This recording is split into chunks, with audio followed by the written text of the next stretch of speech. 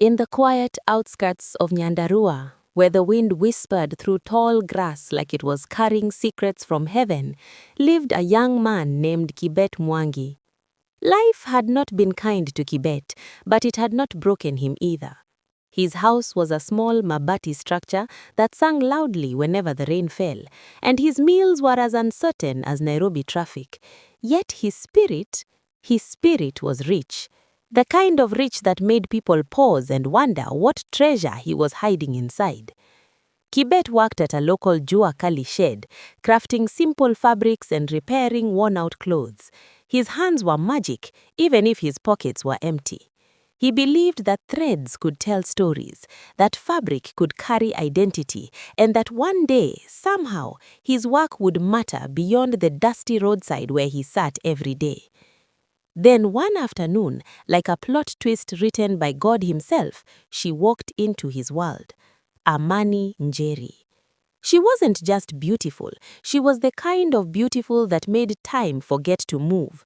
Her skin glowed like the golden hour over Masai Mara, and her smile carried a quiet confidence. But what Kibet didn't know, not at first, was that Amani was the daughter of the president of Kenya. That day, she had come disguised in simplicity, wearing a plain dress, her security detail watching from a distance. She had a curiosity about ordinary life, about real people, about stories not filtered through power and privilege. And somehow her feet led her to Kibet's small shed. "I need this fixed," she said softly, holding out a torn piece of kitenge. Kibet took it, his fingers brushing hers for just a second too long. Something electric passed between them. Not loud, not dramatic, just undeniable. "Give me a few minutes," he replied, trying to steady his voice. As he worked, she watched him, the way he handled the fabric, the focus in his eyes, the quiet pride in his craft. It wasn't just sewing, it was art. "What's your name?" he asked, without looking up. "And yours?" "Amani." And just like that, something began. She started coming back. At first, it was excuses, more fabric to fix, small things to adjust. But eventually, the truth revealed itself. She wasn't coming for the clothes, she was coming for him.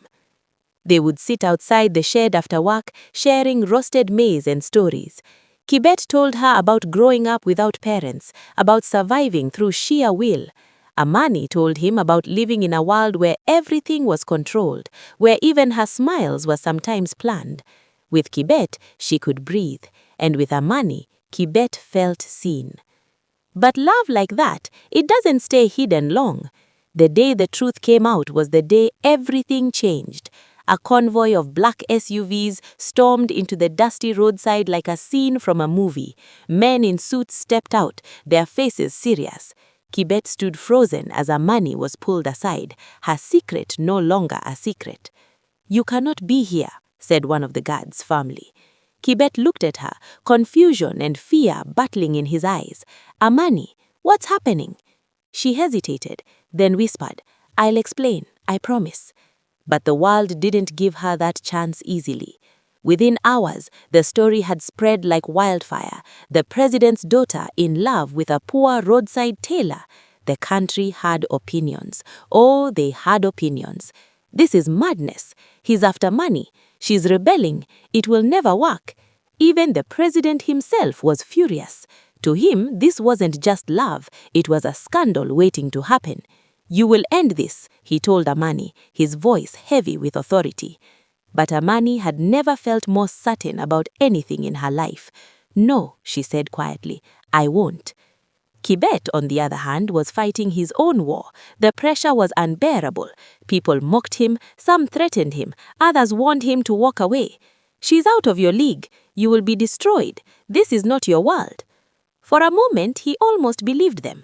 But then he remembered the way she looked at him, not as a poor man, not as a mistake, but as someone worthy. So he made a choice. If the world saw him as nothing, then he would become something. Not for them, for her. Kibet threw himself into his craft like a man possessed. He studied textiles, learnt about patterns, cultures, history. He began creating designs that told African stories in ways no one had seen before. His fabrics carried identity, pride, heritage. It wasn't easy. There were days he slept hungry, nights he questioned everything. But Amani, she never left. They met in secret at first, holding on to each other like anchors in a storm. "I believe in you," she would say, and somehow that was enough to keep him going. Years passed. Slowly, quietly, Kibet's work began to gain attention. A local designer noticed him, then another. His fabrics started appearing in fashion shows. His name began to circulate in circles that once laughed at him. Kibet Mwangi was no longer just a roadside tailor. He was becoming a force. The turning point came when he launched his first collection, inspired by African royalty and resilience. It was bold, unapologetic, deeply Kenyan. And it was a success, a massive one. The same people who doubted him now wanted a piece of his work. Investors came calling, opportunities opened, doors that were once locked began to swing wide. And through it all, Amani was still there. Not as the president's daughter, but as his partner, his love. Eventually, even the president had to acknowledge the truth. This wasn't a passing phase. This wasn't a mistake. This was real. One evening, Kibet stood in front of him, not as a poor man begging for approval, but as a man who had built something from nothing. "I love your daughter," he said firmly. "Not for who she is in the world, but for who she is to me." The room was silent.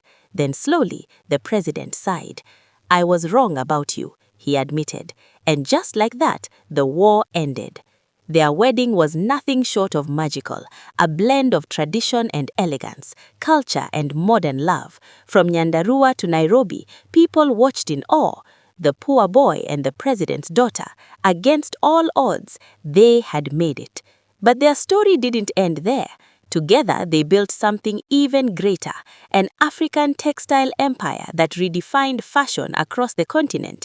Their company became the most expensive and prestigious textile brand in Kenya, known for its authenticity, creativity, and deep cultural roots. From a mabati shed to global recognition, from whispers of doubt to a legacy of love and resilience. And every now and then, when the world slowed down, Kibet and Amani would sit together, away from the spotlight, sharing roasted maize just like they used to. Because at the heart of it all, they were still the same two souls who met on a dusty roadside. Proof that love doesn't ask for permission, it simply chooses and then dares the world to try and stop it.